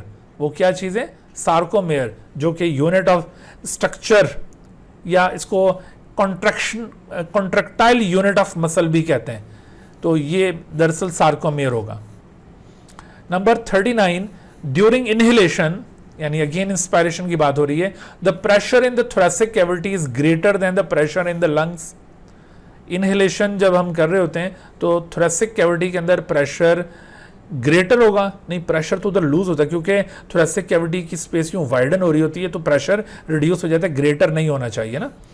और the rib cage moves downward and backward, ये भी एक्सहेलेशन में होता है डाउनवर्ड बैकवर्ड, जबकि इनहेलेशन में rib cage move forward and upward, तो इस वजह से ये दोनों पॉसिबल नहीं है। The chest cavity volume decrease, again ये एक्सपायरेशन से रिलेटेड है, ये भी मुमकिन नहीं है। The diaphragm moves downward, yes देखो जब इनहेलेशन होगी तो डायफ्राम जो कि इस तरह मोर डोम लाइक होता है, तो वो लेस डोम लाइक हो जाएगा, like this it becomes somewhat flatten and it goes downward, ये इस तरह डाउनवर्ड मूव कर रहा है, so this is happen during inhalation. Right answer यहां पर ये डी बनेगा। Number 40, during contraction of the skeletal muscle all of the following changes occur at sarcomere level except, तो मैंने आपको कॉन्ट्रैक्शन मैकेनिज्म एक्सप्लेन करते हुए ये बात याद कराई थी कि आपने याद रखना है कि कौन सी इवेंट है जो सार्कोमेयर लेवल से बियॉन्ड हो रहे हैं और कौन से एट द सार्कोमेयर लेवल। तो आप देखिए कि Z lines come close to each other, ये तो सार्कोमेयर लेवल पर होने वाला एक इवेंट है। एच जोन्स आर डिसअपीयर्ड, बिल्कुल ये भी सार्कोमेयर लेवल पर होगा। Muscle is decrease in length, this is beyond the sarcomere level and this should be the right answer. जबकि आई बैंड्स आर शॉर्टन, ये भी एट सार्कोमेयर लेवल होने वाली एक एक्टिविटी है। Number 41, which of the following could you find in the lumen of the transverse tubule? Transverse tubule की lumen के अंदर क्या होगा, उसके अंदर क्या चीज भरी हुई होती है? क्या उसमें एक्टिन मौजूद होगा, या एक्स्ट्रा सेलुलर फ्लूइड होगा, या साइटोप्लाज्म, या मायोसिन? तो एक्चुअली आप याद करें कि देखिए ये मसल फाइबर और इसमें ये टी ट्यूब्यूल्स बने हुए हैं ऐसे करके, ठीक है, ऐसे करके ये टी ट्यूब्यूल्स इस जगह पर आपको दिखाई दे रहे हैं। तो मसल फाइबर के बाहर यहाँ पर एक्स्ट्रा सेलुलर फ्लूइड प्रेजेंट है जिसमें कैल्शियम आयंस मौजूद होते हैं, और वही एक्स्ट्रा सेलुलर फ्लूइड यहाँ से टी ट्यूब्यूल के अंदर भी आ रहा होता है। तो यहाँ पर राइट ऑप्शन क्या होगा, एक्स्ट्रा सेलुलर फ्लूइड, ये यहाँ टी ट्यूब्यूल में प्रेजेंट होगा। टी ट्यूब्यूल में साइटोप्लाज्म हरगिज नहीं होता, साइटोप्लाज्म उसके इस हिस्से में मौजूद है।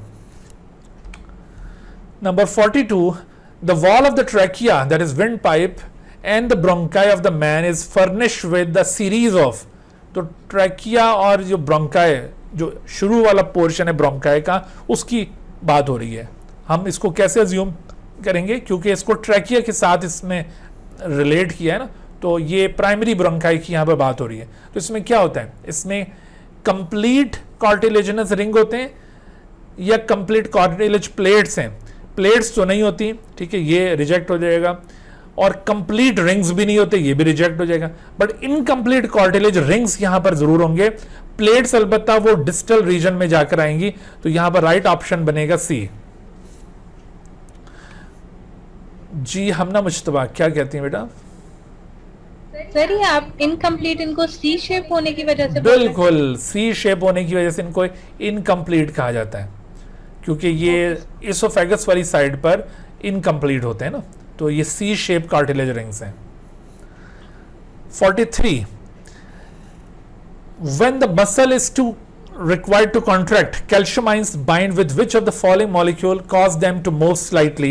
तो देखो कैल्शियम आयन की बाइंडिंग हम बार बार जिक्र करते रहे, ये बाइंडिंग किसके साथ होती है, ट्रोपोनिन के साथ, ठीक है, मायोसिन या ट्रोपोमायोसिन, इनमें से किसी के साथ कैल्शियम बाइंड नहीं करेगा। कैल्शियम की बाइंडिंग साइड ट्रोपोनिन के ऊपर मौजूद है। Number 44, an overlap of actin and myosin filament occurs in the, ये बात भी पहले हो चुकी है डिस्कस के ओवरलैपिंग ये दरअसल ए बैंड में मौजूद है, लेकिन क्या ये throughout the A band मौजूद है, ये बात गलत है, ठीक है, throughout the A band नहीं है। अच्छा, A band except H zone, yes बिल्कुल सही है, जो दरमियान का एच जोन होता है वो सिर्फ थिक फिलामेंट्स पर मुश्तमिल होता है, वहां पर ओवरलैपिंग नहीं होगी, तो ये वाली बात ज्यादा दुरुस्त है इसके मुकाबले में। एच जोन में नहीं, through out the I band भी नहीं, तो ये राइट आंसर है। जी मंसूर बेटे क्या सवाल है? अरे ये सिंध बोर्ड में तो throughout the A band लिखा हुआ है। बेटा वो जब कॉन्ट्रैक्शन होगी ना उस वक्त होगा, कॉन्ट्रैक्शन के दौरान, तो आप वो चीजों को ना डिस्क्रिमिनेट नहीं कर पा रहे। देखो कॉन्ट्रैक्शन के दौरान वो through out the A band हो जाएगा। मैंने लेक्चर के दौरान भी ये बात समझाई थी कि जब आपसे ये ओवरलैपिंग पूछी जा रही हो और ये मेंशन ना हो कि ये कॉन्ट्रैक्शन के दौरान आपसे पूछना चाह रहा है या रिलैक्सेशन के दौरान, तो आपने अज्यूम करना है रिलैक्सेशन, यानी मसल रिलैक्स है, रेस्ट की हालत में है। तो जब रेस्ट की हालत में होगा तो सिर्फ उसकी जो ए बैंड की साइड है वहां पर वो ओवरलैपिंग होगी, लेकिन जब कॉन्ट्रैक्शन होगी तो around the length of the A band वो हो जाएगी। तो हम यहाँ पर देखो इधर स्टेटमेंट में मेंशन नहीं की स्टेट कौन सी है उसकी, कि वो कॉन्ट्रैक्शन में पूछ रहा है उसके मुतालिक या फिर उसमें रिलैक्सेशन के दौरान उसके मुतालिक पूछ रहा है। तो जब ये स्टेट मेंशन ना हो तो आपने मसल को रिलैक्स स्टेट में अज्यूम करना है, ठीक है, कि वो रेस्ट की हालत में मौजूद है, और इस लिहाज से जो आंसर बनेगा वो A band except H zone बनेगा। क्लियर होगी बात? ठीक है सर, थैंक यू। अच्छा, पीएमसी तो सर फेडरल को ही फॉलो करेगी ना, सिंध को कहाँ करेंगे? नहीं नहीं बेटे, दोनों उसमें भी देखो मैंने क्लियर की है ना, वो उन्होंने वो जो हवाला दिया हो सकता है गौर से आपने पढ़ा ना हो, वो कॉन्ट्रैक्शन के हवाले से ही बात की जा रही होगी, ठीक है। तो मैंने आपको वजाहत कर दी है ना कि कॉन्ट्रैक्शन की हालत में ये along the length of A band overlapping होनी है। सर हम सिंध बोर्ड के स्टूडेंट्स हैं ना, आपका बेटे देखो सिंध में भी कोई बातें गलत नहीं लिखी हुई है, उधर भी ठीक लिखा है, वो हम लोगों की अंडरस्टैंडिंग पर डिपेंड कर रही है ना बात, कि हम उसको बात को समझ नहीं पा रहे। तो मैंने आपको समझाई ये बात, अब आपके माइंड में क्लियर हुआ है आइडिया कि नहीं हुआ, ये बताइए, किसी को भी ब्लेम ना दे, ठीक है, सब हमारे अपने। तो आप ये बताइए कि आपको ये आइडिया क्लियर हो गया कि जब ये कॉन्ट्रैक्शन में होगा मसल तो ऐसी सूरत में along the length of A band overlapping होगी, और जब ये रिलैक्सेशन में होगा मसल या रेस्ट की हालत में होगा तो उस वक्त सिर्फ उसकी जो साइड्स होती हैं वहां पर ओवरलैपिंग होनी है, that's all. 45, membrane which covers the lungs and reduces the friction, membrane which covers the lungs and reduces the friction is called, बहुत आसान सवाल है, इसको कहते हैं प्लूरा। प्लूरा एक्चुअली लंग्स को कवर करता है और प्लूरा की जो दो मेम्ब्रेन्स उसके दरमियान प्लूरल फ्लूइड प्रेजेंट है दैट रिड्यूसेस द फ्रिक्शन. तो pleura is the answer. 46. Each A band has lighter strip in its mid section called. तो ए बैंड के सेंटर में जो लाइटर रीजन होता है that is called H zone. Lighter strip की बात हो रही है तो वो एच जोन है. या अगर यहां पर ये कहा जाता है ना कि each A band has a dark line in its mid section, वो जो डार्क लाइन होती उसे हम एम लाइन कहते हैं. तो यहां पर डार्क लाइन नहीं पूछ रहा, लाइटर स्ट्रिप पूछ रहा है, तो वो एच जोन है. क्लियर? सर जी बेटा. सर ये ए बैंड सेंटर में तो नहीं होता, वो उसको सराउंड नहीं कर रहा होता. ए बैंड क्या कहा आपने, दोबारा बोलिए बेटा. ये ए बैंड सेंटर में तो नहीं होता, सॉरी एच जोन सेंटर में तो नहीं होता ना ए बैंड के. कहाँ होता है? सर ये तो सिर्फ थिक फिलामेंट्स को साइड्स पे सराउंड कर रहा होता, थिन फिलामेंट्स में भी नहीं होता एच जोन. बेटे ये देखो बेटा, ये आपने ना ये टॉपिक, ये वाला जो लेक्चर है इसको थॉरली देखना है दोबारा, ठीक है बेटा. ये देखो ये इस तरह से करके ना ये ए बैंड है, ये जो डार्क बैंड होता है ना उसको कहते हैं A band, and this is another A band. ठीक हो गया. अच्छा अब ए बैंड की ये साइड ये ज्यादा डार्क है, इसको sides of the A band कहते हैं. This is also the side of the A band, ये भी ज्यादा डार्क है. ये यहां से लेकर यहां तक क्या है, ए बैंड. इसी तरह से ये साइड इसकी डार्क, ये साइड डार्क. ठीक है. ये यहां से लेकर यहां तक ये भी ए बैंड है, और बीच में ये क्या है, ये आई बैंड है. अच्छा अब देखो ये ए बैंड के सेंटर में ये लाइटर स्ट्रिप, इसको कहते हैं एच जोन. इसको क्या कहते हैं, एच जोन. और इसके सेंटर में यहां पर एक लाइन होती है, उसको कहते हैं एम लाइन. और इसी तरह से ये आई बैंड के सेंटर में यहां पर ये zigzag line, this is Z line, ये एम लाइन. अब मुझे बताओ, आपने जो सवाल पूछा कि ये सेंटर में तो नहीं होता, कहां होता है, फिर बताओ मुझे. ये ए बैंड यहां से लेकर यहां तक है, तो उसके सेंटर में एच जोन नहीं है, तो और कहां पर है बेटा? ये सर अब समझ आ गई डायग्राम. शाबाश, चलें सही है. तो ये ए बैंड के सेंटर में एच जोन प्रेजेंट होता है. अच्छा 47. Which of the following is unique to cardiac muscle tissue. Cardiac muscle tissue के लिए कौन सी स्टेटमेंट यूनिक होगी, यानी वो स्पेसिफिक होगी to the cardiac muscle tissue, बाकी जगहों पर नहीं होगी. तो इनवॉलंटरी, ये बात दुरुस्त है, but does not control by the autonomic nervous system. यकीनन ये जो कार्डियक मसल्स हैं इनवॉलंटरी होते हैं और ऑटोनोमिक नर्वस सिस्टम के जरिए भी कंट्रोल नहीं होते, बल्कि ये मायोजेनिक इन नेचर है. इनका वो जो centre of excitation and contraction है वो इनके अंदर ही लोकेट करता है, which is known as sinoatrial node. याद आया? तो ये वाली बात बिल्कुल यूनिक है कार्डियक मसल्स के हवाले से. यही आंसर बनना चाहिए. आगे भी देख लीजिए. अनस्ट्राइएटेड, ये गलत हो गई बात, ये तो स्ट्राइएटेड होते हैं. Involuntary and controlled by autonomic, autonomic nervous system से ये कंट्रोल नहीं होते, वो स्मूथ मसल्स हैं which are controlled by the autonomic nervous system. तो ये बात भी गलत होगी. Striated and controlled by somatic, ये भी गलत हो गया. सो ये स्टेटमेंट बिल्कुल यूनिक है about the cardiac muscle tissue. 48. Which part of air passageway has neither cartilage ring nor cartilage plates. तो वो ब्रोंकियोल रीजन है जहां पर कार्टिलेजनस स्ट्रक्चर गायब हो जाते हैं, बाकी हिस्सों के अंदर आपको कार्टिलेजनस स्ट्रक्चर मिलेंगे. ट्रैकिया में रिंग्स होते हैं, प्राइमरी ब्रोंकाई में भी रिंग्स, बट सेकेंडरी ब्रोंकाई के अंदर rings are replaced by the plates, जबकि bronchiole is the region which neither consist of cartilage rings nor plates. Number 49. Which of the following would not occur during exhalation. Exhalation के दौरान क्या नहीं होगा, would not अकर.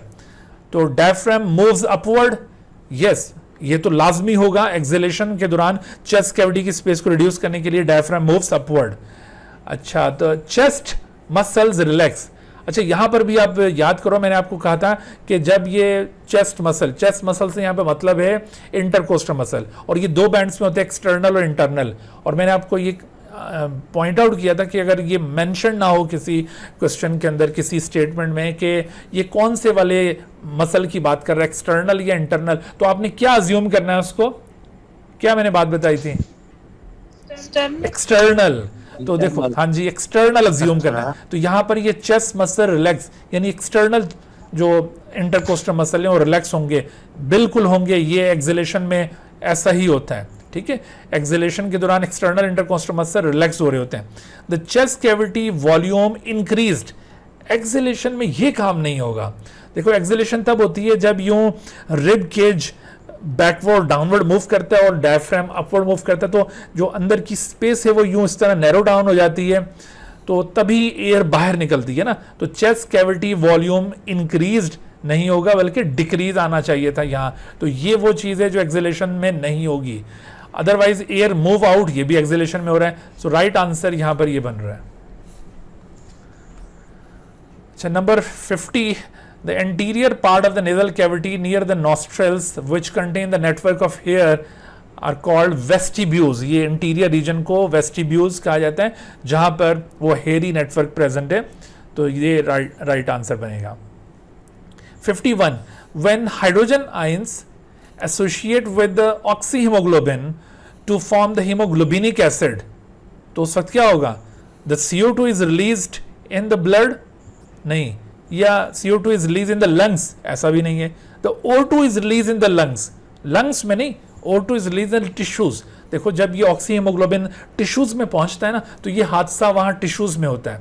वहाँ पर चूंकि जैसे मैंने अभी आपको बताया था कि कार्बन डाइऑक्साइड टिश्यूज से निकलकर जैसे ही ब्लड में दाखिल होती है, तो वाटर के साथ इसका रिएक्शन होगा और H2CO3 ये फॉर्म होगा, कार्बोनिक एसिड, और ये फौरन स्प्लिट करता है। और इसकी फर्दर स्प्लिटिंग से क्या होगा? इसकी फर्दर स्प्लिटिंग से H+ आयन बनेंगे और HCO3 नेगेटिव आयंस बनेंगे।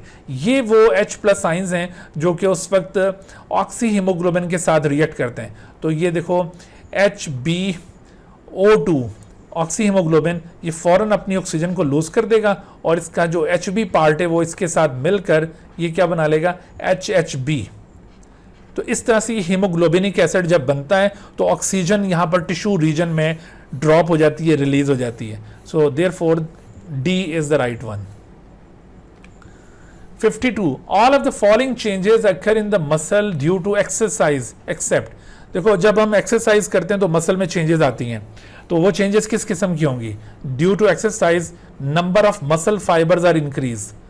याद रखो कि ये जो नंबर ऑफ मसल फाइबर्स होते हैं ना, ये हर एक शख्स के पास एक स्पेसिफिक नंबर में होते हैं, और ये नंबर जितना पैदाइश के वक्त होता है मसल के अंदर, बेशक उस वक्त ये मसल बाइसेप मसल ये छोटा सा है, तो उसमें जितने muscle fibre at the time of birth होंगे, थ्रू आउट द लाइफ ये मसल फाइबर्स की तादाद उतनी ही रहेगी, अनलेस कि कोई डिजीज हो जाए, कोई कैंसरस स्टेट हो जाए, उसको कहते हैं हाइपरप्लेजिया। एक कैंसरस स्टेट है हाइपरप्लेजिया। सिर्फ इस केस में ये नंबर इंक्रीज हो सकता है, अदरवाइज नहीं। एक्सरसाइज से number of muscle fibre increase कभी नहीं होते हैं, ठीक है। तो ये वाला जो ऑप्शन है ये सूट नहीं कर रहा। जी मंसूर, क्या कहते हैं आप? Number of muscle fibre grow तो होंगे ना? ग्रो होंगे। यहाँ पर number of muscle fibre increase की बात कर रहा है, तो इंक्रीज तो नहीं करेंगे ना। मैंने इसको जस्टिफाई किया है कि ये काम नहीं होगा। समझ आई बात? जी सर, मैं ऐसे ही पूछ रहा था। बिल्कुल, ग्रो करेंगे तो ग्रो आप देखो कैसे करेंगे। Number of mitochondria are increase, yes, ये नंबर ऑफ माइटोकॉन्ड्रिया इंक्रीज करेंगे, ये ग्रोथ हो रही है उसकी। Capillary network around the muscle become dense, ये ग्रोथ है उसकी।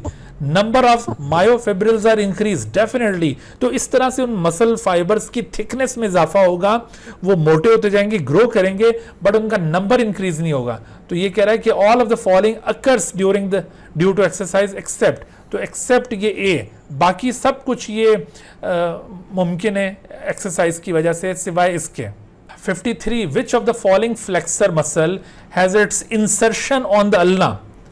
तो फ्लेक्सर मसल में ट्राइसेप ये एक्सटेंसर मसल होता है, ठीक है, ये इस वजह से नहीं हो सकता। बाकी सारे फ्लेक्सर मसल हैं, बट बाकी जो फ्लेक्सर मसल्स हैं उनमें ब्रैकियोरेडियस रेडियस के ऊपर इंसर्ट हो रहा है, बाइसेप ये भी रेडियस पर है। तो only flexor muscle that has its insertion on the ulna is the brachialis. तो राइट ऑप्शन यहां पर ब्रैकियालिस बनेगा। Number 54, what does not happen during the inspiration in man. Again यहां पर व्हाट डज नॉट हैपन, तो तो inspiration में क्या नहीं होगा, इंटरकोस्टल मसल्स कॉन्ट्रैक्ट होंगे, यानी कौन से वाले इंटरकोस्टल मसल की बात कर रहा है, याद करो मैंने क्या अभी बताया था, एक्सटर्नल, ठीक है, एक्सटर्नल की बात हो रही है यहां पर। तो एक्सटर्नल इंटरकोस्टल मसल कॉन्ट्रैक्ट, ये तो इंस्पायरेशन में होगा। रिब्स आर एलिवेटेड, तो रिब्स इंस्पायरेशन के दौरान इस तरह से एलिवेट, एलिवेट का मतलब ऊपर की तरफ उठना, तो ये एलिवेट करती हैं बिल्कुल, चूंकि अंदर की स्पेस को वाइड करना होता है। रिब्स मूव फॉरवर्ड, बिल्कुल फॉरवर्ड भी होंगी। The diaphragm become more dome shape, no, inspiration में it has to become less dome shape, तो ये मोर डोम शेप गलत हो गया, यही यहां पर नहीं होगा, ठीक है। तो this is the right answer. Number 55, the muscles are attached to the bones by means of tendons which are, तो टेंडन्स क्या होते हैं जिसके जरिए मसल अटैच हो रहे हैं, इलास्टिक होते हैं, elastic in nature, no they are inelastic, remember वो लिगामेंट्स हैं जो इलास्टिक होते हैं, ये अगर इलास्टिक हो तो ये तो फिर बोन को पुल ही नहीं कर सकते। They are also contractile tissue, no they are not contractile, ये इन इलास्टिक है, नॉन कंट्रैक्टाइल हैं, ये कनेक्टिव टिश्यू है बेसिकली, फिर बोथ ए एंड बी तो हो ही नहीं सकता, तो actually none of them. So ये जो टेंडन्स होते हैं they are actually connective tissues, और इन इलास्टिक टाइप के कनेक्टिव टिश्यूज हैं that connect the muscle with the bone, और जब मसल कॉन्ट्रैक्ट करते हैं तो ये बोन को लिफ्ट कर लेते हैं, ठीक है। Number 56, when we exhale the diaphragm relaxes and move upward, diaphragm जब हम exhale करते हैं तो वो relax करता है डेफिनेटली, और move upward, ये दोनों बातें यहां पर मुमकिन है, ठीक है। तो इसका मतलब ये राइट आंसर बन सकता है। रिलैक्स एंड मूव डाउनवर्ड ये गलत है, रिलैक्स तो करेगा बट डाउनवर्ड नहीं, कॉन्ट्रैक्ट तो करता ही नहीं है ये एक्सहेलेशन के दौरान, तो इस वजह से ये वाले भी नहीं हो सकते। So the only option that can be correct is a. Number 57, the contractile part of the muscle fibre is called, muscle fibre का जो कॉन्ट्रैक्टाइल पार्ट है वो क्या होता है, क्या contractile part of muscle fibre ये सार्कोप्लाज्म है या सार्कोप्लाज्मिक रेटिकुलम है या मायोफिब्रिल है या टी टिब्यूल। तो असल में देखो किसी मसल फाइबर के अंदर, मसल फाइबर का मतलब मसल सेल, उसके अंदर जो असल चीज कॉन्ट्रैक्ट करती है वो मायोफिब्रिल्स हैं। मायोफिब्रिल्स यूं कॉन्ट्रैक्ट होंगे तो उसके नतीजे में होल मसल फाइबर कॉन्ट्रैक्ट करेगा। So that's why the myofibril is the contractile part of the muscle fibre, ठीक है, ये राइट आंसर बनेगा यहाँ। Number 58, the flexion means bending at the elbow joint of man is produced by the muscles called. तो flexor muscles कौन से हैं जो फ्लेक्शन कॉज करते हैं? फ्लेक्सर मसल में 3 इंक्लूड होते हैं, बाइसेप, ब्रैकियालिस एंड ब्रैकियोरेडिलस। तो ये ऑप्शन गिवन है, बाइसेप ब्रैकी, ब्रैकियालिस एंड ब्रैकियोरेडिलस, ये तीनों फ्लेक्सर मसल्स हैं that cause flexion at the elbow joint. Number 59, in man wind pipe is present on dash side of the oesophagus. तो मैंने oesophagus के साथ इसकी रिलेशनशिप आपको समझाई थी कि ईसोफेगस हमारी डॉर्सल साइड पर, उसकी वेंट्रल साइड पर trachea that is windpipe is present. So ventral to the oesophagus होना चाहिए, वेंट्रल, ये ऑप्शन है। 60, which statement is incorrect about the functioning of human lungs? जी जरक साहब क्या कहते हैं आप? सर वो डिफरेंस तो बता दें, एंटीरियर, पोस्टीरियर, डोर्सल, वेंट्रल का थोड़ा बता दें। जी बेटा देखो, ये एंटीरियर एंड का मतलब ये होता है, जैसे ये जो हेड रीजन है ना, this is anterior and, head region. ये आपने वो देखना है जो मैंने किंगडम एनिमेलिया का चैप्टर एक्सप्लेन किया था, तो उसके अंदर आपको ये बायलैटरल सिमेट्री समझाई थी। तो बायलैटरल सिमेट्री के अंदर ये जो बॉडी है उसमें हम इस तरह से जब सेक्शन कट करते हैं, लॉन्गिट्यूडनल सेक्शन, मीडियल सेक्शन, उसमें ये लेटरल और ये लेटरल, यानी लेफ्ट लेटरल और राइट लेटरल साइड बनेगी। और दूसरा जो सेक्शन होता है उसको कहते हैं ट्रांसफर सेक्शन, यानी अगर ऐसे करके सेक्शन कट किया हो तो ऊपर वाला एंड एंटीरियर और नीचे वाला एंड ये पोस्टीरियर एंड कहलाता है। तो ये इस तरह से, ठीक है। और अगर हम ये इसको यूं कट करें, इसको कहते हैं, जैसे ये यहाँ से ऐसे करे, इसको फ्रंटल प्लेन से कट कहते हैं, cut through the frontal plane, यानी ऐसे ऊपर से नीचे की तरफ ऐसे करके लेकर आए, तो उससे ये आगे वाली साइड अलग और पीछे वाली साइड अलग हो जाएगी। तो जब वो आगे वाली साइड अलग होगी तो उसको कहेंगे वेंट्रल और पीछे वाली साइड को कहेंगे डॉर्सल। तो ये वेंट्रल, डॉर्सल, ये लेफ्ट लैटरल, राइट लेफ्टल, और इसी तरह से ऊपर वाला इंटीरियर, नीचे वाला पोस्टीरियर, ये डायमेंशंस होती हैं एनाटॉमी के लिहाज से। क्लियर जी। 60 आप देखिए कि विच statement is incorrect about the functioning of human lungs. Human lungs के हवाले से कौन सी स्टेटमेंट इनकरेक्ट है? When muscle between the ribs are relaxed, the ribs are settled down. ये तो बात बिल्कुल दुरुस्त है कि जब मसल रिब्स, ये जो muscles between the ribs relax होते हैं, यानी एक्सटर्नल इंटरकोस्टल मसल की बात हो रही है अगेन, वो जब रिलैक्स होंगे तो ऐसी सूरत में रिब्स सेटल डाउन हो जाएंगी। ये एक्सपायरेशन के दौरान ऐसा होता है और ये करेक्ट है। और diaphragm becomes less dome like during the inspiration. Inspiration में ये लेस डोम लाइक होगा, ये भी अगेन करेक्ट है। Passive expansion and passive contraction occurs during expiration inspiration respectively. देखो ये वाली जो स्टेटमेंट ये उलट लिखी हुई है। लंग्स के अंदर पैसिव एक्सपेंशन जरूर होती है, पैसिव कॉन्ट्रैक्शन भी होती है, लेकिन यहां पर इस स्टेटमेंट में ये बता रहा है कि पैसिव एक्सपेंशन ड्यूरिंग एक्सपायरेशन, जो कि गलत है, और पैसिव कॉन्ट्रैक्शन ड्यूरिंग इंस्पायरेशन, ये उलट लिखा हुआ है। तो इस वजह से ये इनकरेक्ट हो गई और यही आंसर यहाँ पे बनेगा। अदरवाइज अगर इसको सीधा करते तो ये भी दुरुस्त हो जाती। और neither pull air nor they can push it out, बिल्कुल, because they are spongy in nature. तो इनके अंदर ये एबिलिटी नहीं होती कि खुद से एयर को खींच लें और खुद से उसको बाहर निकाल दें। This is not possible for the lungs. इस वजह से ये वाली बात भी दुरुस्त लिखी हुई है।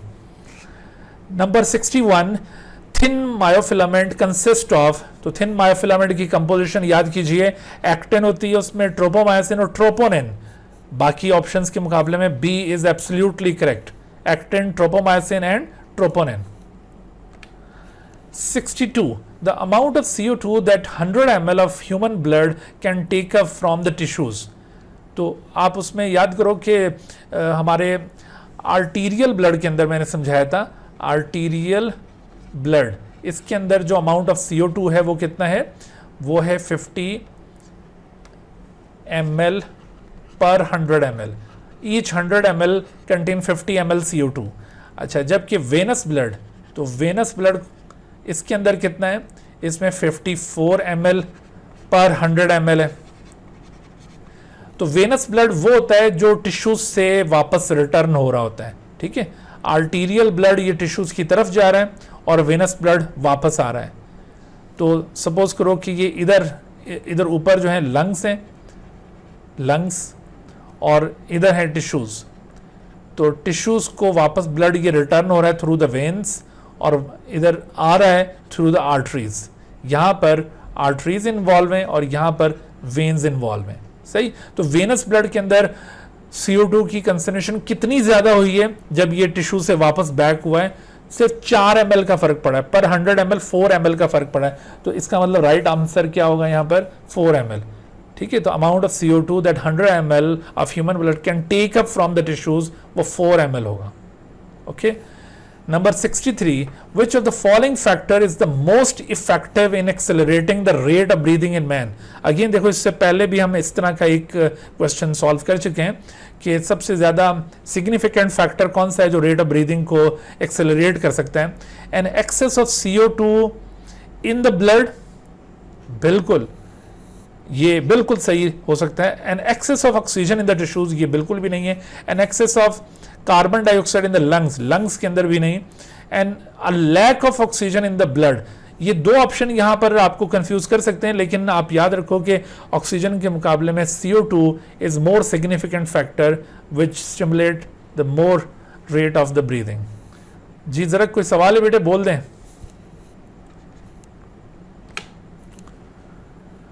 अच्छा, sarcoplasmic reticulum consist of. Sarcoplasmic reticulum किस चीज पर मुश्तमिल है? स्मूथ एंडोप्लाज्मिक रेटिकुलम पर मुश्तमिल होते हैं। निसल्स ग्रेन्यूल, ये तो वो न्यूरॉन में आप पढ़ते हैं, ट्रांसवेस्टिब्यूल भी नहीं। तो sarcoplasmic reticulum mainly consist of the smooth endoplasmic reticulum.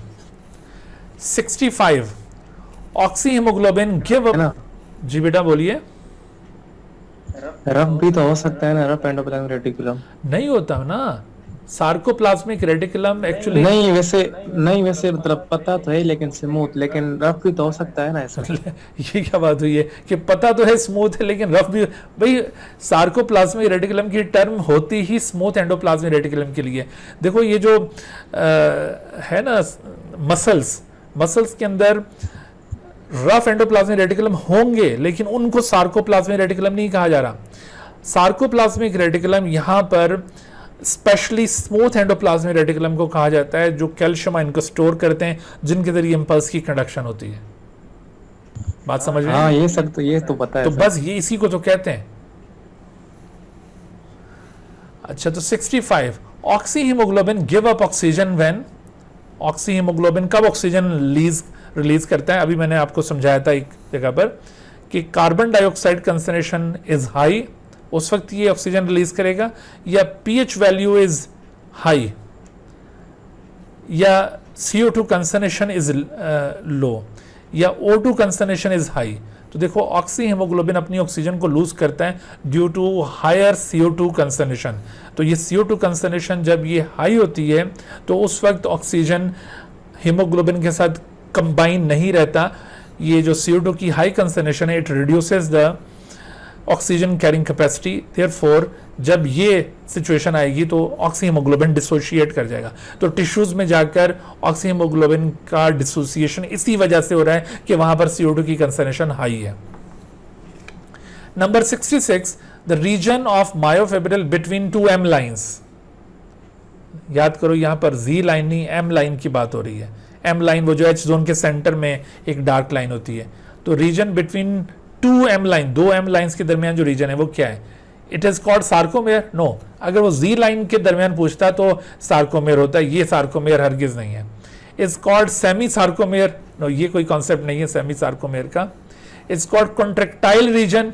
ये इस तरह से कॉन्ट्रेक्टाइल रीजन भी नहीं बनता, ये वो असल में सार्कोमेयर को कॉन्ट्रेक्टाइल रीजन कहते हैं।